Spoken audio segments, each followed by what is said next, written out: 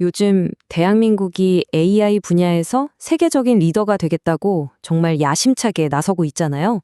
기대도 엄청나고요. 그런데 말이죠. 이 화려한 약속 뒤에는 과연 어떤 현실이 숨어 있을까요? 오늘 그 약속과 현실 사이의 간극을 한번 깊숙이 들여다보겠습니다. 자, 시간을 좀 돌려서 2024년 12월 26일, 바로 여기 대한민국 국회로 가보시죠. 이날 아주 역사적인 결정이 내려졌습니다. 이로써 우리나라는 세계에서 두 번째로 포괄적인 AI 법을 가진 나라가 됐거든요.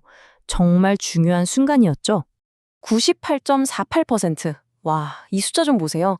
거의 만장일치에 가까운 찬성률입니다. 이게 뭘 의미하냐면 AI를 국가의 미래로 만들자는데 정말 강력한 사회적 합의가 있었다는 뜻이죠. 사실상 반대 목소리를 찾기 힘들 정도였으니까요. 정부의 공식적인 입장도 아주 명확했습니다. 이건 그냥 법 하나를 통과시킨 게 아니라 대한민국이 미국, 중국과 어깨를 나란히 하는 AI 3대 강국 G3가 되겠다는 일종의 선언이었던 겁니다. 자, 그럼 첫 번째 이야기부터 시작해 볼까요? 바로 AI 강국을 향한 약속입니다. 이 거대한 국가적인 목표, 그리고 이걸 뒷받침하기 위해 만든 법이 도대체 어떤 내용인지 한번 살펴보겠습니다. 그런데 말이죠. 이 위대한 약속이 시작부터 꽤나 까다로운 숙제를 만나게 됩니다. 그게 뭐냐면 바로 신뢰라는 문제예요. 아주 중요하지만 한마디로 정의하기는 정말 어려운 개념이죠. 법에서는 AI에 대한 신뢰를 만들어야 한다고 하는데 과연 그 신뢰라는 게 뭘까요? 그래서 법에서 핵심으로 내세운 개념이 이 고형형 AI라는 겁니다. 쉽게 말해서 금융이나 채용, 의료처럼 우리 삶에 직접적이고 아주 큰 영향을 주는 분야의 AI는 좀 더 깐깐하게 관리하겠다는 거죠. 뭐 아이디어 자체는 아주 좋아 보입니다. 근데 여기서부터 좀 복잡해집니다. 자, 한번 생각해 보세요. 콜센터에서 상담 내용을 요약해주는 AI가 있어요. 이게 그냥 업무 효율을 높이는 도구일까요? 아니면 자칫 고객 차별로 이어질 수 있는 고영양 AI일까요? 병원 예약을 도와주는 챗봇은 또 어떻고요? 단순 편의 기능일까요? 아니면 누군가의 치료받을 기회를 좌우하는 중요한 관문일까요? 그 경계가 정말 애매합니다. 그래서 정부가 내놓은 해법 중 하나가 바로 이 이중 표시 의무, 일종의 이중 레이벌링입니다. 왼쪽에 있는 사람 판독형은 저나 여러분 같은 일반 사용자들이 이거 AI가 만든 거구나 하고 바로 알아챌 수 있게 표시하는 거고요. 오른쪽의 기계판 독형은 플랫폼 회사들이 AI 콘텐츠를 자동으로 찾아내고 추적할 수 있도록 기술적인 꼬리표를 붙여두는 겁니다. 혼란을 좀 줄여보려는 시도인 거죠. 자, 이제 좀 추상적인 법 이야기는 잠시 접어두고 아주 구체적인 현실의 공간으로 한번 가보겠습니다. 바로 공장입니다. 이곳에서는 이미 인간과 기계 사이에 보이지 않는 갈등이 시작되고 있거든요. 엔비디아의 CEO 젠슨 황 같은 세계적인 기술 리더의 눈에는 한국의 제조업이 이렇게 보입니다. 아시아 로봇 혁명의 심장부. 정말 대단한 평가잖아요. 첨단 기술이 가득한 아주 희망적인 이미지죠.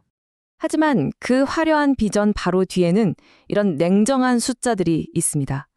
자동화 때문에 일자리를 잃을 우려에 처한 노동자가 무려 120만 명인데 정부가 마련한 재교육 프로그램에 들어갈 수 있는 인원은 고작 5만 명뿐입니다. 이 엄청난 격차, 이걸 어떻게 받아들여야 할까요? 그럼 다른 나라들은 어떻게 하고 있을까요? 독일 같은 경우는 로봇을 들여올 때 노동조합이랑 같이 머리를 맞대고 의논을 하고요. 일본은 고용을 계속 유지하는 회사에 보조금을 줍니다.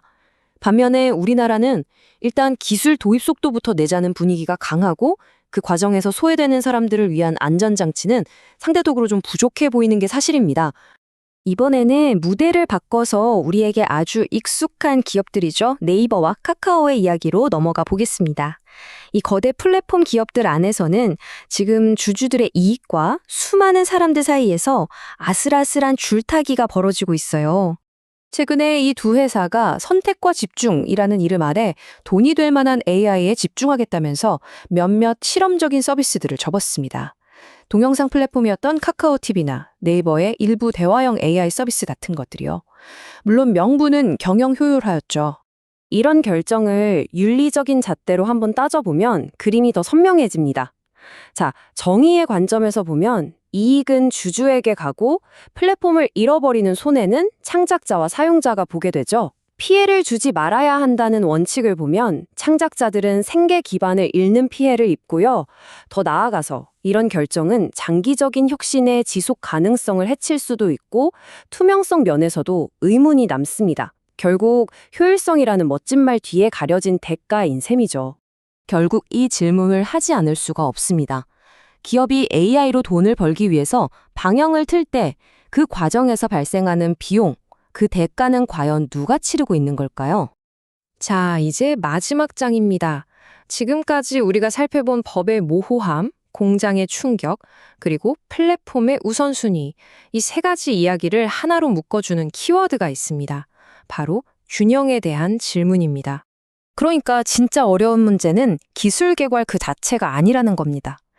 더 빠르고 더 좋은 기술을 만드는 것보다 훨씬 더 어려운 건 그 엄청난 진보의 속도와 우리가 마땅히 져야 할 사회적 책임 사이에서 어떻게든 균형점을 찾아내는 것.